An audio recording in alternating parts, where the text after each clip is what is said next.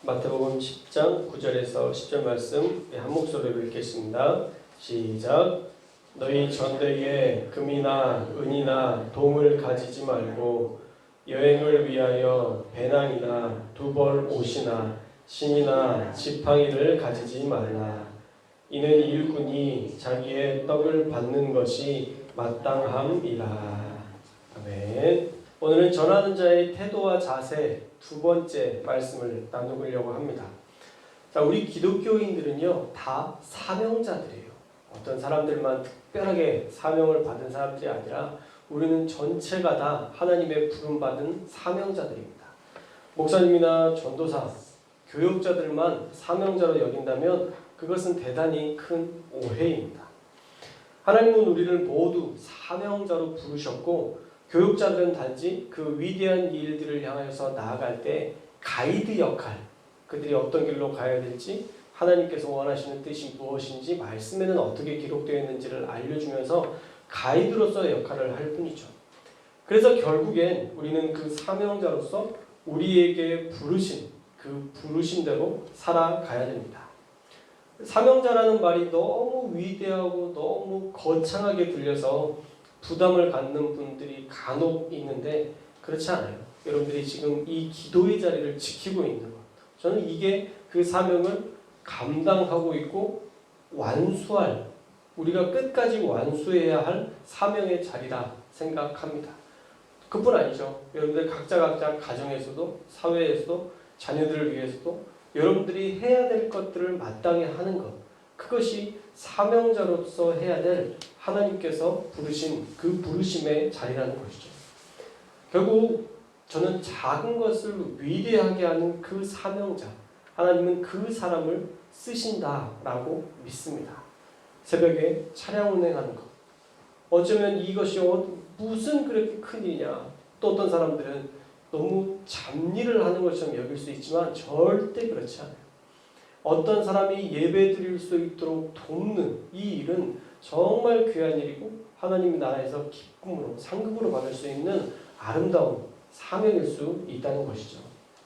그래서 저는 여러분들이 맡겨진 그 자리에서 늘 위대한 꿈을 꾸면서 기도했으면 좋겠어요. 우리가 실패자로서 기도하는 게 아니라 이미 이룬 승리자로서 기도할 수 있어야 돼요. 하나님 왜 안 될까요? 이게 아니라 하나님 반드시 될 줄 믿습니다. 우리의 마음 가운데, 우리의 그 소망 가운데 하나님이 하실 것들을 기대함으로 날마다 믿고 선포하는 그런 역사들이 있어야 우리가 사명자로서 살아갈 수 있다는 것이죠. 여러분 그런 이야기 한번 들어보셨을 거예요. 사명자는 죽지 않는다. 사명자는 죽지 않는다. 엊그저께 갑자기 이상한 꿈을 하나 꿨습니다. 갑자기 제가 에탄올을 끓이고 있더라고요. 꿈이니까 맥락이 없잖아요, 보통. 맥락 없이 갑자기 제가 에탄올을 끓이고 있는데 이 알코올을 끓이면 터질 수도 있을 텐데 라고 생각하는 즈음에 이게 폭발을 했어요. 폭발을 하니까 누가 내 주변에 있었는지 모르겠지만 내가 이 주변에 있는 사람들을 살려야 되겠다는 생각으로 그 에탄올을 끼워놨는데 벙! 그때 이제 터졌죠. 그러면서 동시에 제 영혼도 제 육체에서 빠져나가는 그런 것을 보게 됐어요. 그러면서 이제 내 삶을 마감하는구나 라는 생각을 하게 됐습니다. 그러면서 그래도 제가 믿음이 있나 봐요. 하나님, 제가 이제 하나님 품으로 갑니다 라고 이야기를 하면서 쭉 이렇게 날아가는 느낌이었는데 하나님께서 문득 음성을 들려주셨는데 너에게 맡겨준 사명 다 하고 와라. 그러면서 다시 영혼을 육체에 보내주시는 그런 꿈을 꾸게 됐습니다. 그래서 영이 육체 안에 다시 들어왔는데 그때 깜짝 놀라서 깼어요. 그 시간이 3시 47분쯤이었습니다. 새벽 예배 가라고, 네 사명 다 하라고 그 시간에 깨워주신 것 같아요. 저는 이 꿈을 통해서 제가 깨달은 것은 첫째로 사명자는 사명 다 할 때까지 하나님께 마음대로 가지도 못하겠구나 라는 생각을 하게 됐고요. 또 한 가지는 하나님이 주신 사명을 망각하고 살면 하나님께서 어떤 우리가 불의의 사고나 다양한 일들이 있을 때 하나님께서 천국으로 빨리 맞이해 주시겠구나 라는 생각도 해보게 됐습니다. 저는 우리 성도님들이 사명 다 하고 오라고, 세상에서 네가 맡았던 일들, 또 네가 맡아야 될 일들 그거 다 감당하고 돌아오라고 어떠한 경우에도 여러분 모든 것 책임지셔서 마침내 하나님의 나라와 영광을 위한 도구로 꼭 쓰임받는 저와 여러분들이 되시기를 주님의 이름으로 축원합니다. 천국보다 오히려 세상에 훨씬 더 필요한 존재로 하나님이 우리를 인정해 주시는, 여전히 남겨진 사명 감당하라고 보내주시는 그런 저와 여러분이 되었으면 좋겠어요. 오늘은 그 사명자로 살아갈 때에 어떤 자세로 살아야 하는지 전하는 자의 태도와 자세, 두 번째 말씀을 우리가 살펴보려고 합니다. 오늘 말씀 9절에 보면요, 너희 전대에 금이나 은이나 동을 가지지 말라라고 말씀합니다. 우리가 사실 이 복음을 전하러 가는 이 제자들의 입장에서 금이나 은이나 동, 최소한 생활을 할 수 있는 이 재정적인 재물을 소유하지 말고 전도하러 가라라고 얘기하는데 이건 좀 너무한 것 같아요. 그렇죠? 그냥 보내는 것도 지금 누군가를 만나는 것도 어려운 일인데 당장 아침, 점심, 저녁 그 음식을 어떤 걸 먹어야 될지 모르는, 정말 전대 아무것도 가지고 있지 않으면 어디에서 어떻게 공급받을지 모르는 그 막연함을 기대하고 가라라고 얘기하는 것인데 참 힘든 일이죠. 그런데 예수님께서 이렇게 요청하신 이유는 제자들이 오직 하나님만 바라보게 하려는 훈련이었다라는 것이죠. 당장 앞에 있는, 당장 내가 할 수 있는, 내 능력으로 할 수 있는 것들을 다 제거하고 네 삶에 하나님이 어떻게 역사하시는지를 보아라 라는 하나님의 훈련이다라는 겁니다. 예전에 청년들과 무전여행을 했던 적이 있습니다. 1박 2일은 서울에서 아산까지 무전여행으로 이렇게 히치하이킹을 해서 차를 세워서 무작정 무임승차해서 목적지까지 아산 크리스찬밸리라는 기도원에 도착하였고, 또 그 과정 가운데에서 음식들은 다 얻어먹는 것, 기도하면서 하나님이 공급하시는 그 공급하심으로 먹는 것. 놀라운 것은요, 다 정말 풍족하게 먹으면서 그 수련회 장소까지 왔다는 거예요.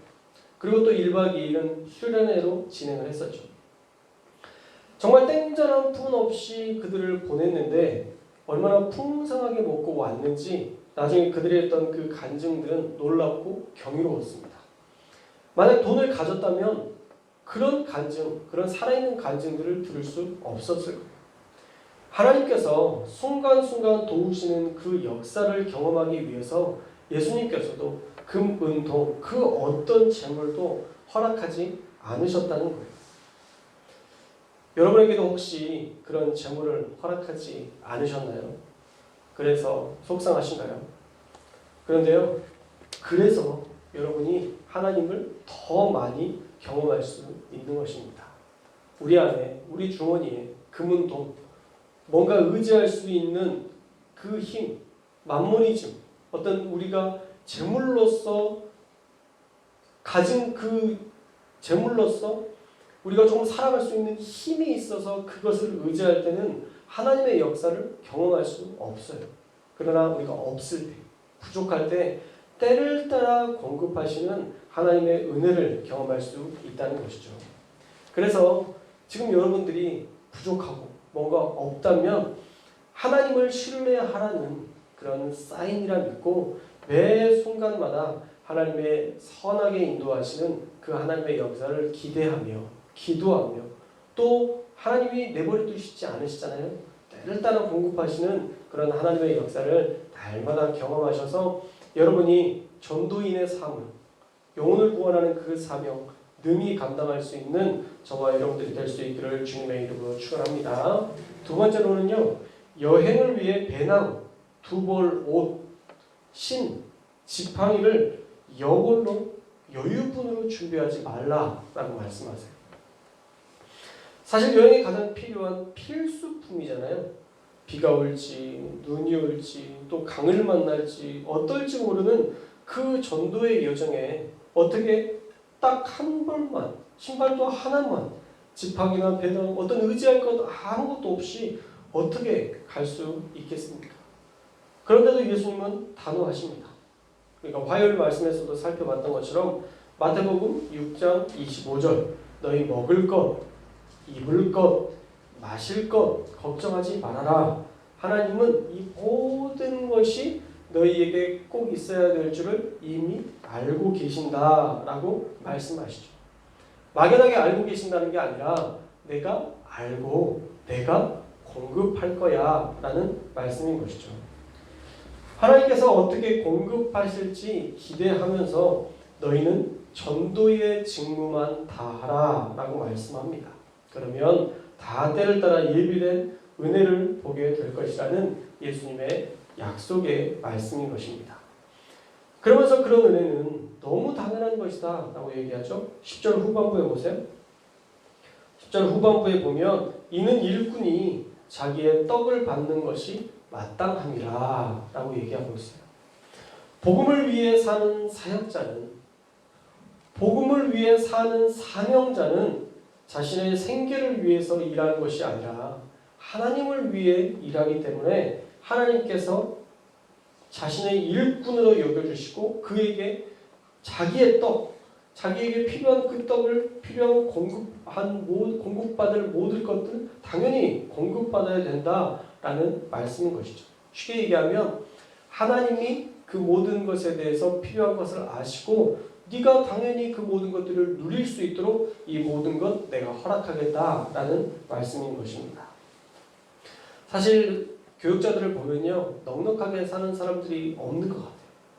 다들 어려워요. 개척교회 목사님들도 보면 정말 어렵게 사시고, 또 젊은 목사님들하고도 대화를 이렇게 나눠보면 정말 어렵게 힘들게 살아가는 것을 봅니다. 그런데도 감사해요. 하나님께서 부르신 자리니까, 하나님께서 우리를 쓰시는 자리니까, 또 아주 작은 것에 감사해하고 기뻐해요. 하나님 앞에 기도했더니 하나님께서 이런 것을 허락해 주셨다고, 이게 먹고 싶다는 생각만 했는데 하나님께서 또 이렇게 뭔가를 보내주셨다고 하면서 그 소소한 것을 채우시는 하나님께 감사하면서 그 사명자의 자리를 어쩌면 버텨나가는 그런 모습들을 간혹 보게 되었습니다. 굶어 죽게 하지는 않으시더라고요. 그러나 굶어 죽게까지 내버려 두어서도 안 되죠. 우리가 다양한 모습으로 어려운 목사님들을 돕고 그들이 정말 사역을 감당할 수 있도록, 참 가슴 아픈 일들이 많아요. 예전에도 집에 인터넷 설치를 하러 오시는 목사님이 계셨는데, 어떤 분이 설치를 하러 오셨는데 음료수를 드렸더니 기도하고 드셔서 교회 다니시나 봐요 했더니 제가 개척교회 목사입니다 라고 얘기하는 것을 듣는데 참 가슴이 아팠어요. 그럴 수밖에 없는, 요즘 이중직이라고 얘기를 하거든요. 목사직을 감당하면서도 또 어쩔 수 없이 사회 일을 해야만 교회 운영이 되니까 어쩔 수 없이 그렇게 하는 목회자들이 대단히 많아요. 교회 헌법으로는 규정하고 있지만 안 된다라고 얘기하고 있지만 사실 안 된다고만 하고 책임져 주는 일들이 없기 때문에 정말 그렇게 힘들게 사는 분들이 참 많습니다. 그래서 우리 교회가 해야 될 몫을 우리가 좀 감당할 수 있었으면 좋겠고, 그게 이제 선교의 일이죠. 또 그들이 하나님의 일들을 온전하게 감당할 수 있도록 우리가 까마귀의 역할들을 계속 감당할 수 있는 그런 교회가 되었으면 좋겠습니다. 어쨌든 하나님의 손을 바라보며 사는 게 우리 전도인, 우리 사명자들의 몫입니다. 그런데 그 사명 없이 하나님의 손만 바란다면 하나님께서 과연 이것을 공급하실까요? 10절 말씀처럼 나의 일꾼이 자기의 먹을 것을 받는 것은 마땅하다. 그런데 우리가 예수님의 일꾼이 아니라면, 예수님께서 필요한 존재가 아니라면 하나님이 우리에게 공급하실까? 그런 의문을 갖게 됐습니다. 우리가 만약 하나님의 손만 바라고 사명을 감당하지 않는다면 우리에게 아무런 하나님의 떡, 하나님이 공급하시는 떡을 경험할 수 없을 거예요. 목회자도 마찬가지입니다. 하루하루 연명하는 목회로 목회하는데 하나님이 무엇을 공급하시겠어요? 꿈꾸지 않고 전도하지 않고 사명 없이 사는데 어떻게 하나님의 역사를, 하나님의 손을 매일마다 공급하시는 하나님의 은혜를 경험할 수 있겠습니까? 그래서 사랑하는 여러분, 우리가 정말 하나님 앞에서, 말씀 앞에서 기도하며 교회를 세우며 우리에게 맡겨진 그 사명의 일들을 사명자로서, 전도자로서 우리가 서서 늘 하나님이 공급하시는, 도우시는 그런 역사를 경험할 수 있기를 주님의 이름으로 축원합니다. 우리는 쉽게 죽지 못할 사명자들입니다. 우리의 영혼도 죽어서는 안 됩니다. 세상의 관심, 재물이나 의복이나 어떤 의지할 만한 것보다 우리는 오직 하나님만 바라며 살아야 되는 사람들입니다. 그러기에 사랑하는 여러분, 먼저는 여러분이 이 시대에 귀한 전도자로, 사명자로 살아가시기를 축복하고요.